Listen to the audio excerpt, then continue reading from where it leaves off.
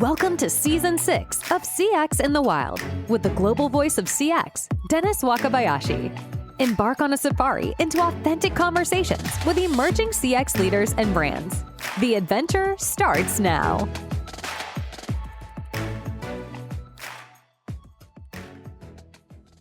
Chatting, so we're good. All right. So let's start out with, can you please tell the audience your name, who you are, and what you do? Well, my name is Rossana Briceño. I am the wife of the Prime Minister.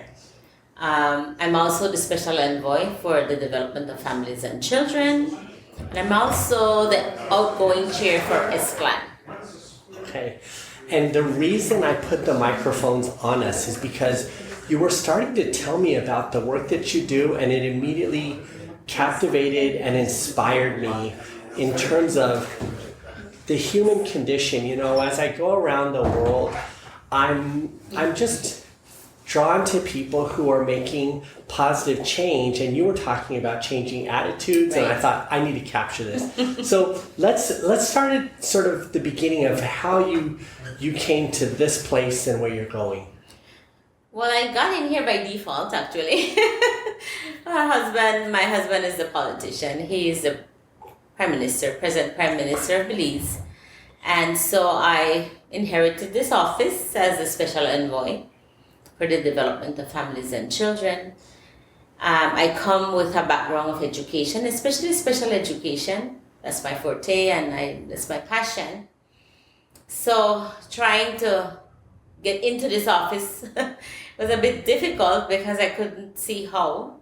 I felt that as the spouse of the Prime Minister, you have a glamorous office and it's all about taking pictures and cutting ribbons. And I could not do that. I found that that's not my passion. That's not who I am. So my husband said, well, you have education. Bring that to the table. Bring that to your office and use it. So I took up a challenge. I took up a good challenge. And I'm like, you know what? This can work. So as the chair of ESCLAN, I got super involved with this training that's called Engaging Men and Boys. And it was sponsored by and funded by the Spotlight Initiative, which is coming to an end, actually. So now I'm looking to see how best that we can continue this. So I'm putting the government on notice that they need to step up and take more responsibility, as this is an effective program. It's a program that's about changing attitudes, which is the most difficult thing to do, changing attitudes. But it's about making our young men agents of change in our country so that at some point or the other we can eliminate gender-based violence. And that's the whole point of it, getting to them as young as possible. Because I know as a former teacher, principal, that our children, the way they behave, they're acting out, they're taking out what they get in at home. So our teachers as teachers, we have a big responsibility of respecting culture, respecting beliefs, but changing attitudes, changing beliefs if it's inappropriate or harmful. Because I feel that we can change attitudes. So that's where. But that's such an important mission, but it's not the easiest mission. And when we look at the world, there are ideologies or there are belief systems or attitudes that really shape the cultures and communities where they thrive. And if you have a culture of violence, that's kind of what happens. But you're trying to be a power of transformation at this time in your life, in your office, in your community. But the goal is one thing, but you're living it. How do you start down this road to be a catalyst for this new Belize? It has to be with advocacy, collaboration with partners that can help, that are in positions to help. And insisting. Sometimes I feel like I'm begging for support. I'm begging at this time and age, in this era. We're heading into 2024 and I still feel like I'm begging men to listen. I'm still begging men to be compassionate, to be aware that it's not okay.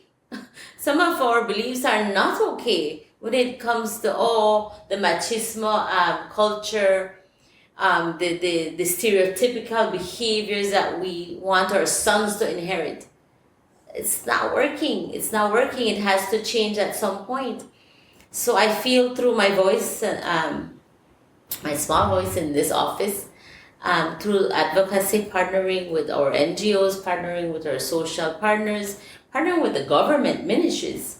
That's the only way we can make sure that policies are put in place, laws are put in place to protect our women, our children, our LGBTQ community, everyone that has a voice. It's a human right to feel safe in their country, to feel safe in their home. So if I have to use my office for that, that's exactly what I'm going to do. That is, it's a commendable mission. And how you and I came together to be sitting here today is I happened to be here when you were empowering not just men or women, but also those with disabilities. Tell me about this work you're doing today with Google Chromebooks and the blind. Well, these Chromebooks were donated actually through the Embassy of Taiwan. And we have a good relationship. Belize has a good relationship with Taiwan. And they have been really helping us, to empower our women, empower our children. But we took it a step forward. When Mr. Kowa, Ivan Kowa, he's a good friend with the partners of Customer HD, heard about the Chromebooks. We have been colleagues actually in the field of special education. And he reached out and he said, hey, I heard you got some computers. Can you get at least 10 of them for us? I'm like, sure. But I said, but what are you going to do with them? And he says, I don't know. I have to see how to make them work for our blind students or visually impaired students that are going into secondary schools. I said, well, let's see what I can do. And of course we got them. And he has been working on this project for a while.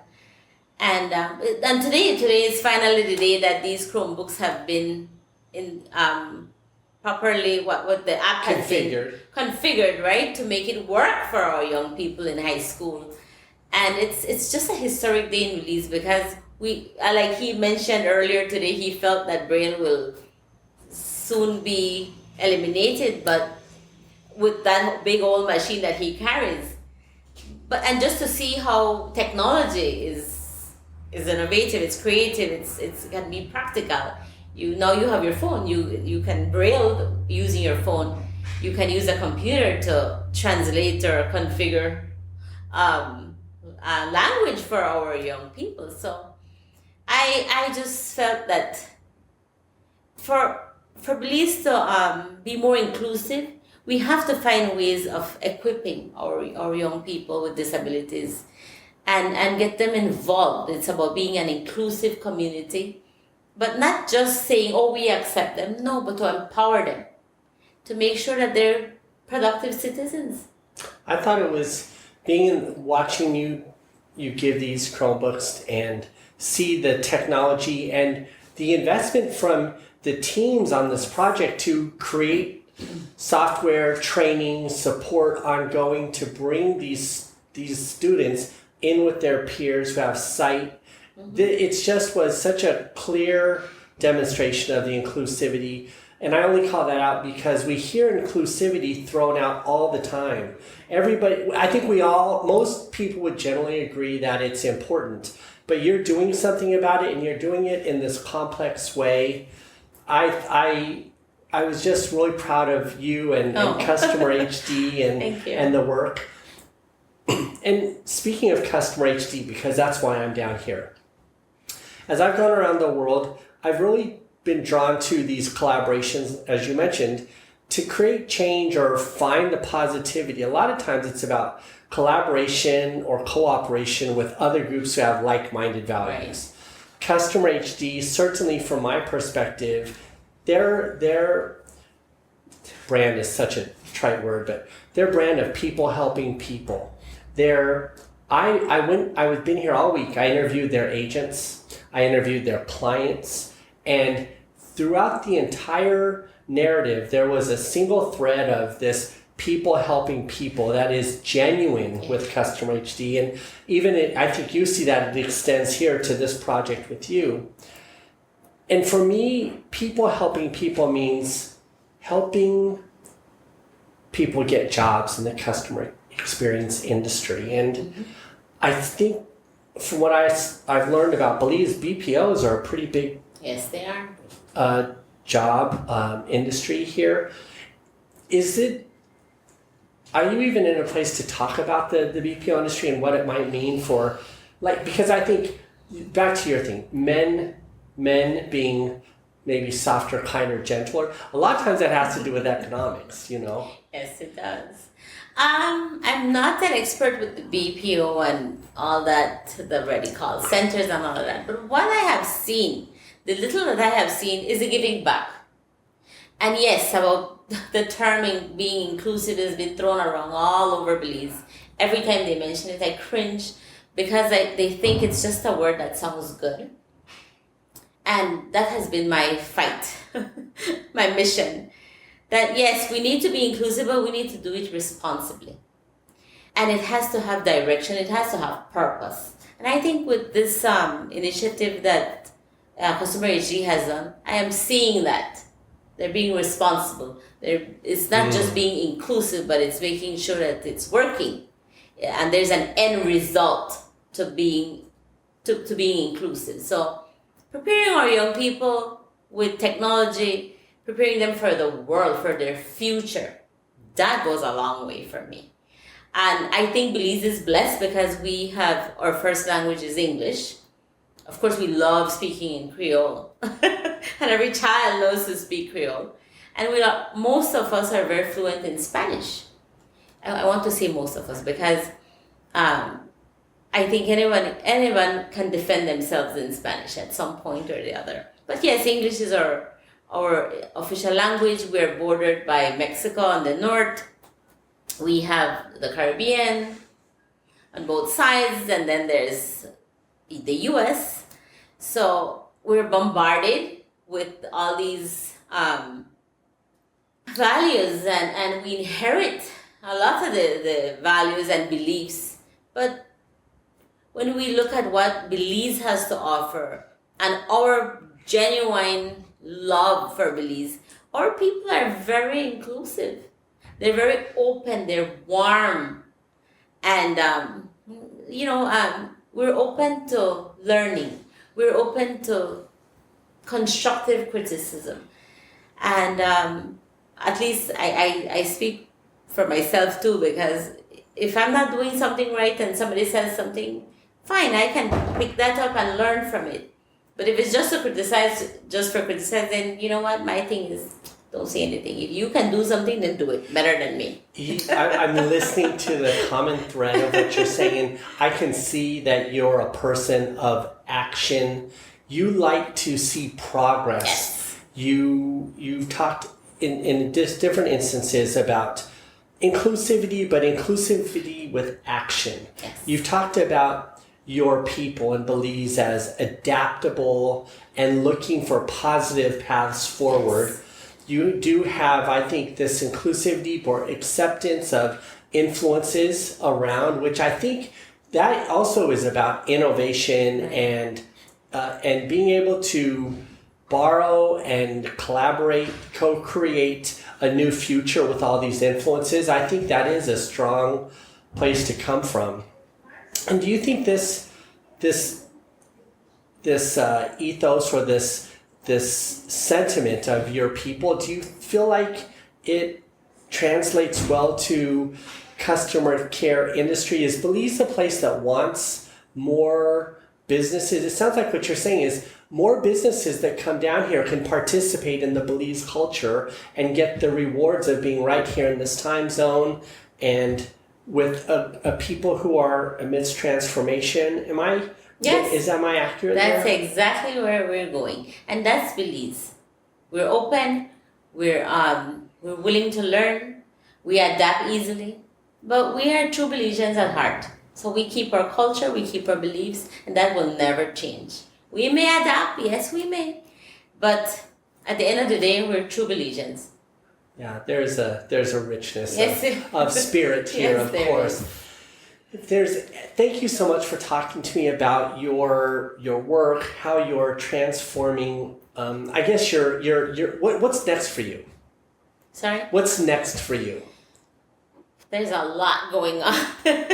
Tell us. There's a lot going on. There's projects in place. We are looking at, speaking about disability, persons with abilities, diverse abilities. We're trying to make sure, and again, going back to inclusivity and inclusion, we are working on a project to get more interpreters, sign language interpreters.